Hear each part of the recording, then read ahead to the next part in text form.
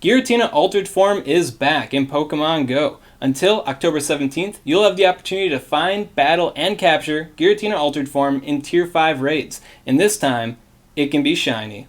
So, in this video, I'm going to be taking you through the best counters to the Giratina Altered Forme and its best use in the meta. Actually, let's get the meta out of the way first. Giratina Altered Forme's pretty poor, unless you're into Ultra League PvP, and I don't think a whole lot of people are into Ultra League PvP. So, the best meta use for Giratina Altered Forme is to get Giratina Candy for when Giratina Origin Forme comes back, so something to keep in mind. And let's not downplay the shiny here. It does look pretty dope, so hopefully we can get the shiny, get some extra candy for the Origin Forme, and live on. Now that we got that out of the way, let's go over how to counter this thing. And this time, I got two graphs for you. Alright, so here we have a graph of the Giratina Altered Forme Raid using the Dragon Breath, Dragon Claw moveset. Now, if you are not familiar with my Swag Raid graphs, the y-axis here is damage per second, so how quickly your Pokemon can deal damage, and the x-axis is total damage output, so the average percent of damage your Pokemon will deal to Giratina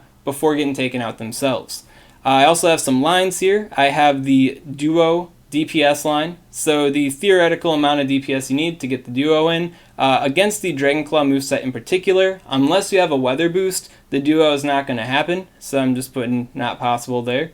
And then I also have Relobby Avoid TDO and Double Relobby Avoid TDO, and these are based off of the trio. So if you are going for the trio, or you want to know the value of having high TDO options in general, which are generally more tanky options, well, they do potentiate your ability to avoid relobbying, which can also impact your DPS if you are trying to go for a challenge clear of some sort.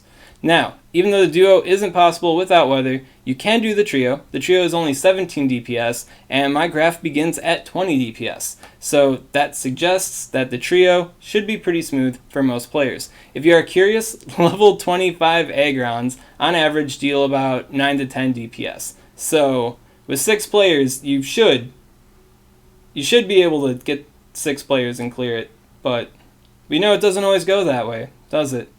At any rate, let's get into the counters here. So starting out, big standout option here is Dialga. Dialga is just thick and powerful. Now overall, as far as Dialga goes, I don't recommend powering up a ton of Dialga because I feel like it's a little inflexible of a raid counter. You know, you need a specific situation like this for it to really show its stuff.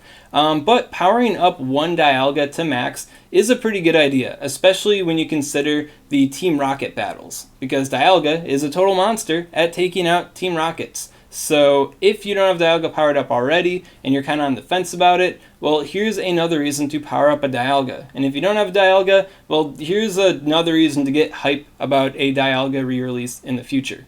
Now, as far as the other counters, most of them are pretty self-explanatory. I do want to highlight here with Tyranitar, the 15 IV 40.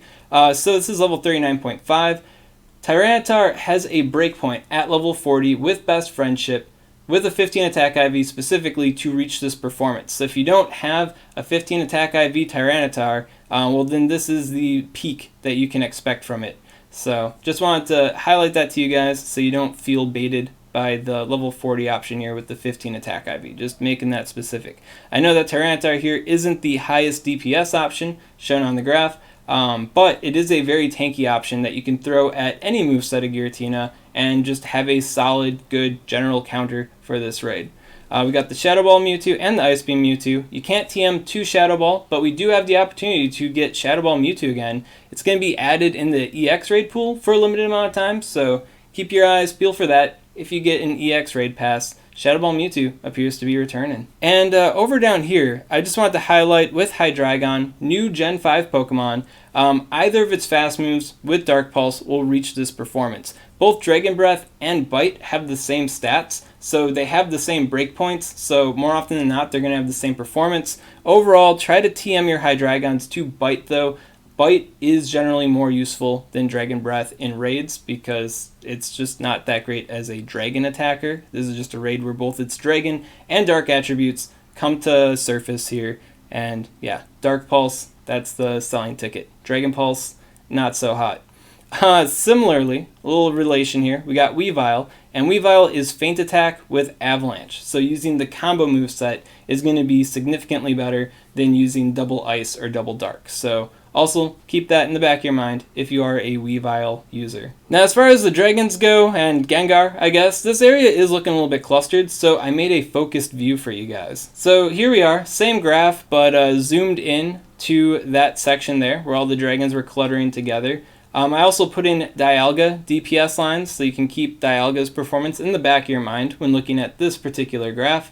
Dialga is very tanky, and because of that, everything gets kind of smushed together. So thank you, Dialga. But yeah, zoomed in here, you can tell very clearly that a level 35 Rayquaza is going to be on the same performance or above just about everything else at this raid, unless you have like a maxed Salamence or a maxed Lick Gengar.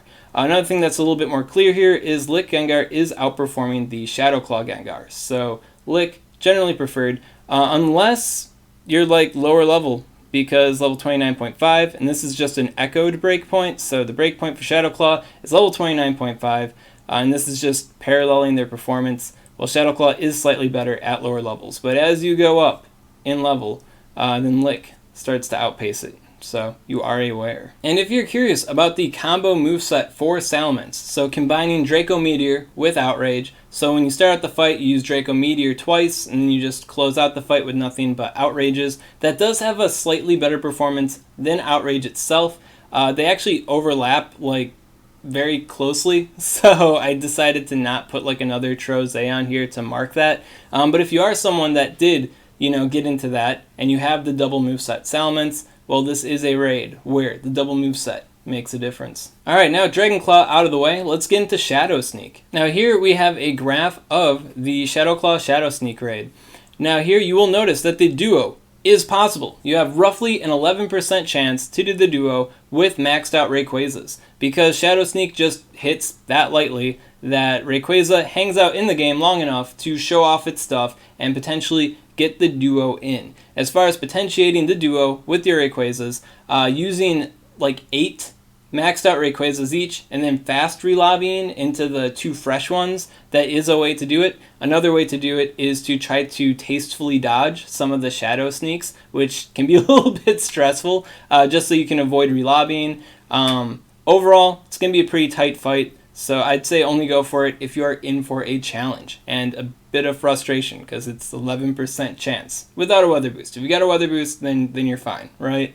Yeah. Now you might be thinking, Ryan Swag, you have the relobby avoid TDO here, and you're telling me that you're trying to potentiate avoiding the relobby by dodging a little bit. Well, this relobby avoid TDO is based off of the trio statistics. So basically you just take 100, which is 100% raid boss HP, divide it by 6, which is the amount of your Pokemon, and you divide it by the number of players, and that's how I get the relobby avoid TDO. That's the secret formula right there. So this one is based off of a trio, which I feel is a bit more reasonable than trying to base it off the duo. If it's based off the duo, then it's like 8%, and 8% is not even on this graph, so yeah, pretty heavy. Another thing to point out here on this graph is Garchomp does outpace the Dialga. So in the previous raid I showed you, that was up against Dragon Claw. Dragon Claw is super effective to Garchomp, but because Dialga is part steel, it resists it, so it's actually neutral, because Dragon and Steel cancels out the Dragon weakness.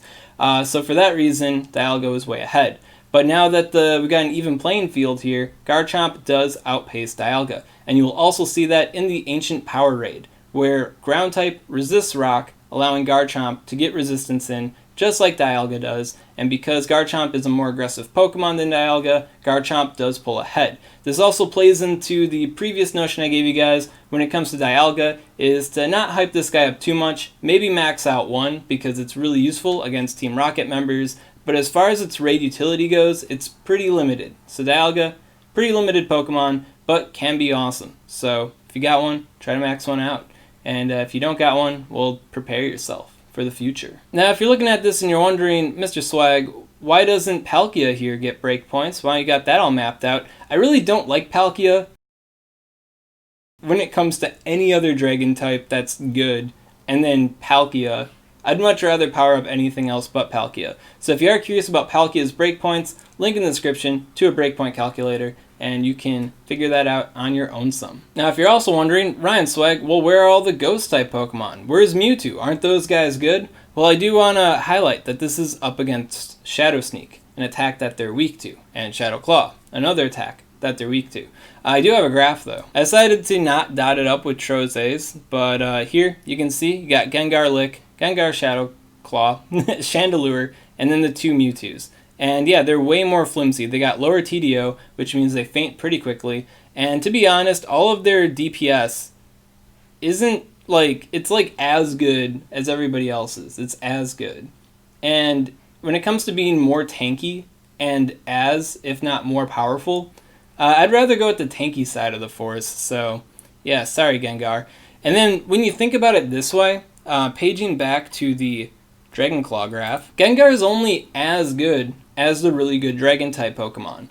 So with that in mind, I feel like if you are just jumping into raid groups and you really don't want to think about your options too much, you just want to tap and go and revive everything after the fact, I'd say don't include ghost types in your pre-select team, because against the Dragon attack move, where we got the weak Dragon Pokemon, well, those guys are as good as Gengar. And then when you do happen upon the Shadowsneak moveset, well then Gengar kind of gets to be a little booty. So if you are just jumping into raids haphazardly, I'd say annex the ghost types from your jumping into stuff haphazardly squad, and maybe Mewtwo. So yeah, just a suggestion there. If you are more into like picking your teammates as you get into the raid and you're trying to guess what the moveset is, all that, well then yeah, go for the ghosts if you have the right situation. But yeah, just light tip right there. Light tip there. Don't hang me. And there you have it. How to counter the Giratina Altered Forme in 2019 with Gen 5 added. The only Gen 5 Pokemon to really stand out in those graphs was kind of Chandelure, and that was just in the DPS and kind of survivability department. Overall, the best bets for this raid are going to be the Dragons that have always been good. We got the Rayquaza, we got the Salamence, we now have Outrage Salamence, and if you're crazy, you got the Draco Meteor plus Outrage Salamence, which is slightly better in this particular raid. So you can use those options. Lick Gengar works as always. Shadow Claw Gengar ain't that bad. And if you really don't know what to do, then go with Tyranitar. It's way better than Aggron. If you got any questions on this content, comment below. Let me know what's up, and I'll be happy to help you out. And if you enjoyed this content, you want to see more like it, well then make sure to subscribe to SwagTips. SwagTips.